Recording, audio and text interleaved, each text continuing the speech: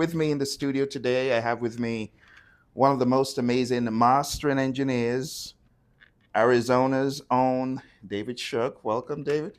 Thanks, man. David, how do you want I them to usually, I address you? usually, usually Dave. Dave? David seems too formal.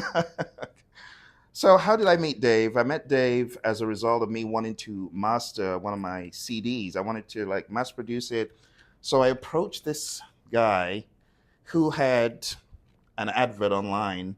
Back in those days, you would rely on ads. It wasn't too much social media, so you actually have to kind of search to find what you wanted. And I found this company. I can't remember what the company was called, but I believe Andy was one of the people at the helm because when I came into the establishment, I met him, You met him and he first. said, "Yeah," and he said, "If you want to get this thing mass produced, have you mastered it?" I said, "No." He said, "Well, you might want to talk to Dave." So I was Then, right in the next yeah, location there. So yeah, then that that was was it. Tempe Tape and Disc. Oh, yes. Yep. So were you part of that or was that? Yeah, Andy and I were partners for a long time.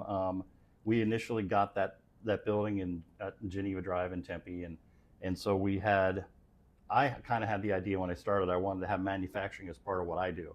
Since I worked at a CD plant for almost 6 years in the East Coast, I had all these connections in like the CD manufacturing world. So I wanted to have it be kind of like a turnkey thing where somebody could come in and work with me, and then we have everything else done. And then we added a graphics guy as well. The first graphics guy we had for maybe, I want to say like a year and a half or something, his name was Scott Smiley. And then he went out, and that front office up there, I had rented to a couple of different people over the years, two different record labels.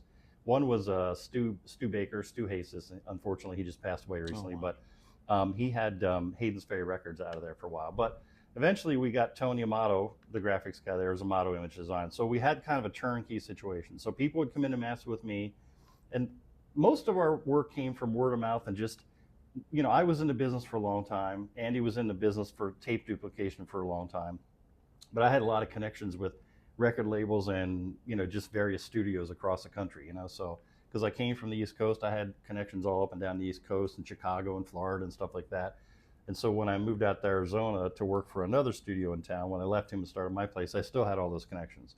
So, and then I developed more when I was here. So people would come in to work for me, and then I'd just have the conversation with them, say, "Hey, where are you manufacturing at?" And they'd say, "Well, we're going to go to like disc makers or whatever."